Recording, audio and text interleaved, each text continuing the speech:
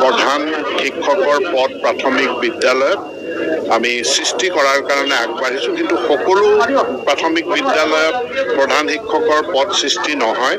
যিবিলাক প্ৰাথমিক বিদ্যালয়ত ছাত্ৰ ছাত্ৰীৰ সংখ্যা 100 বা ততোধিক আছে, সেই বিদ্যালয়বিলাকত প্ৰধান শিক্ষকৰ পদ সৃষ্টি হ'ব। ইয়াত প্ৰয়োজনীয় অনুমোদন আমি লাভ কৰিছোঁ।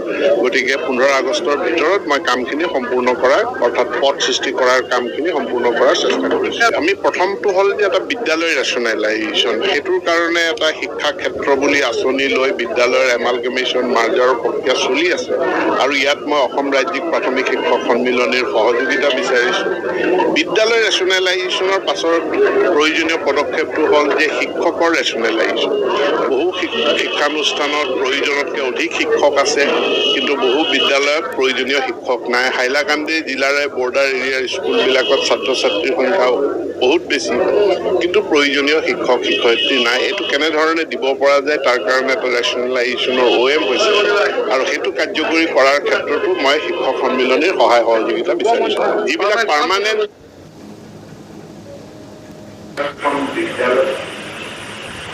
আৰু তাত 50 লাখ ছাত্ৰ ছাত্ৰীক আমি শিক্ষাদান কৰি আছো।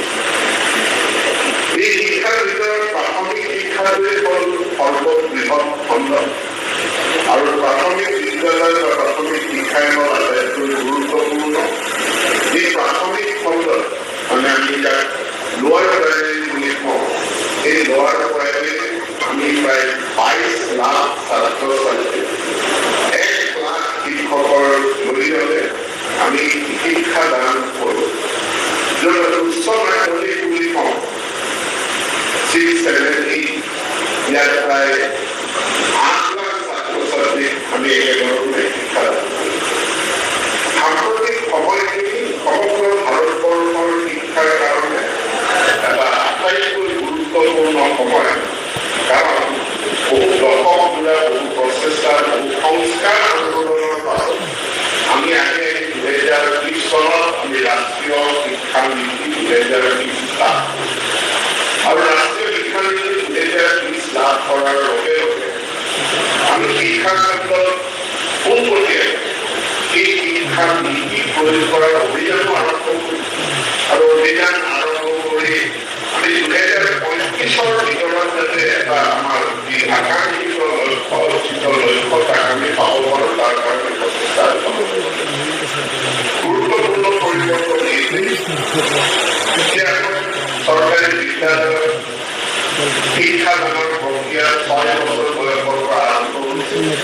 এতিয়া আমি 3 বছৰ বয়সৰ পৰা, অৰ্থাৎ প্ৰাথমিক শিক্ষা 3 বছৰৰ পৰা 6 বছৰ বয়সলৈকে ইয়াকো আমি প্ৰাথমিক শিক্ষা হিচাপে সামৰি লৈ আমি নতুন শিক্ষা নীতি আমি প্ৰয়োগ কৰা আৰম্ভ কৰিছোঁ।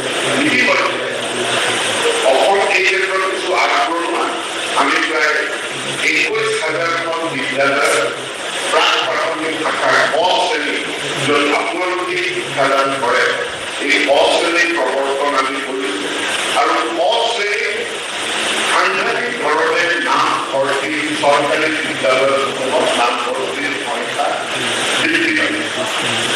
ই এটা পজিটিভ, এটা যোগাত্মক সূচাংক যে ক শ্ৰেণীৰ ছাত্ৰ ছাত্ৰীৰ সংখ্যা বৃদ্ধিয়ে চৰকাৰী বিদ্যালয়ৰ প্ৰতি ছাত্ৰ ছাত্ৰীসকলৰ যি আকৰ্ষণ, অভিভাৱকসকলৰ যি আস্থা, সেই আস্থাটো প্ৰমাণ কৰিছে, আৰু ইয়াত নিশ্চিতভাৱে আপোনাৰ যি প্ৰাথমিক শিক্ষকসকল আছে, আপোনালোকৰ আশাসুলীয়া প্ৰচেষ্টাৰ কাৰণে প্ৰাথমিক খণ্ডত ছাত্ৰ ছাত্ৰীৰ নাম ভৰ্তি বৃদ্ধি পাইছে। মই শিক্ষামন্ত্ৰী হিচাপে তাৰ কাৰণে আপোনালোকক ধন্যবাদ জনাইছোঁ, মই অভিনন্দন জনাইছোঁ। এয়া আপোনালোকৰ শিক্ষা বিভাগৰ বৃহৎ শিক্ষা অনুষ্ঠানৰ সংখ্যা এটা বৃহৎ এইটো পিডব্লিউডি ডিপাৰ্টমেণ্টৰ লগত তুলনা কৰা নাযায়। পিডব্লিউডি ডিপাৰ্টমেণ্টৰ যিমানটা ডিভিজন আছে, যিমানটা চুপাৰিনটেনডেণ্ট ইঞ্জিনিয়াৰৰ অফিচ আছে, সেইটো আমি কিন্তু শিক্ষা বিভাগত 45,000টা শিক্ষা অনুষ্ঠান ক'ত কি চলি আছে, শিক্ষক আহিছে অহা নাই, ছাত্ৰ ছাত্ৰী আহিছে অহা নাই, আমি শিক্ষানুষ্ঠানলৈ পঠোৱা বস্তু গৈ পাইছে